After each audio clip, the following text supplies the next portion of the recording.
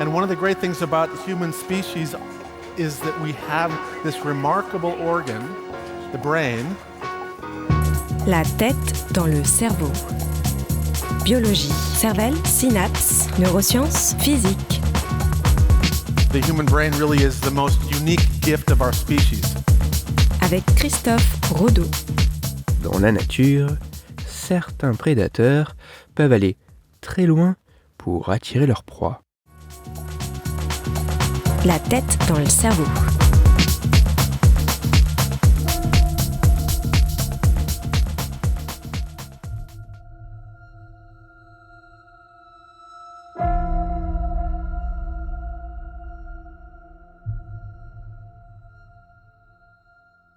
Abscondita terminalis est une espèce de luciole vivant généralement en Asie tropicale.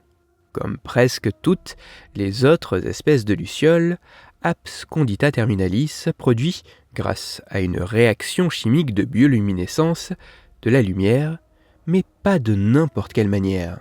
En effet, les mâles de l'espèce volent assez librement et possèdent 2 lanternes au niveau de leur abdomen, émettant de la lumière par train de petites impulsions, tandis que les femelles se déplacent moins et sont plus fixes, ne possèdent qu'une seule lanterne au niveau de leur abdomen et émettent de la lumière par impulsion unique.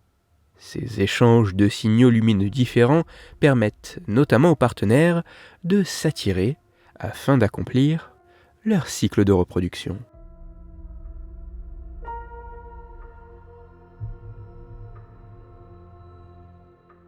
Araneus ventricosus est une espèce d'araignée de la famille des Aranéidae.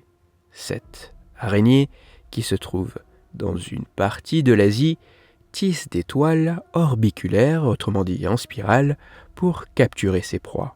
Ces proies qui sont le plus couramment des papillons, des sauterelles, mais aussi des lucioles de l'espèce Abscondita terminalis, qu'elle arrive à attirer en nombre important d'une bien étrange et macabre manière.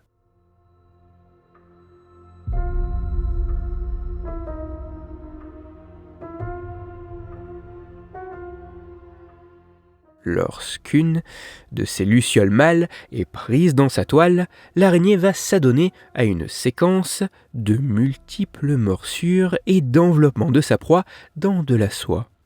Et sans que la cause ne soit clairement établie, neurotoxines présentes dans le venin ayant une action sur le système nerveux de la luciole et ou une action mécanique directe des morsures, la bioluminescence de la luciole va changer. Elle n'émettra alors plus de la lumière qu'à partir d'une seule des lanternes de son abdomen et avec des impulsions différentes. Des impulsions différentes de celles classiques du mâle volant librement. Des impulsions différentes de celles de détresse d'un mâle pris dans une toile sans la présence d'une araignée. Des impulsions différentes, mais mimant assez bien celles qu'émettent habituellement les femelles. Des impulsions mimant assez bien celles qu'émettent habituellement les femelles, qui ont pour conséquence d'attirer bien plus de lucioles mâles de cette espèce dans la toile de l'araignée.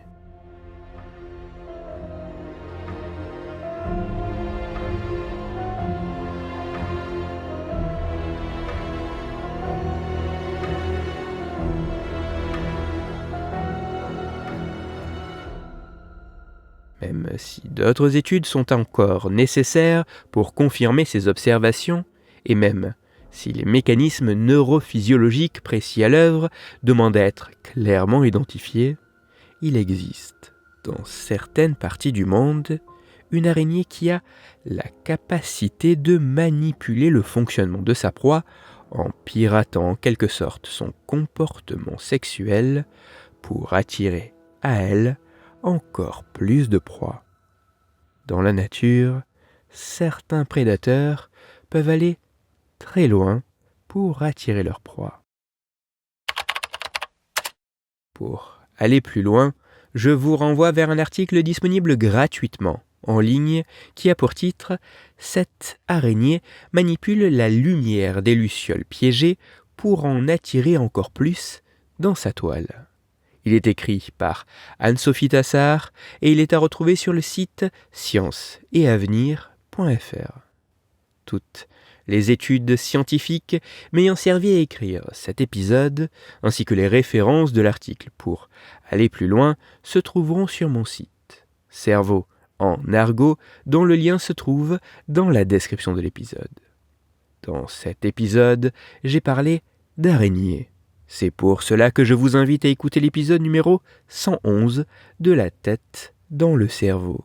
Dans celui-ci, vous pourrez découvrir ou redécouvrir que si vous souffrez de certaines phobies comme l'arachnophobie, regarder des films de super-héros pourrait vous aider.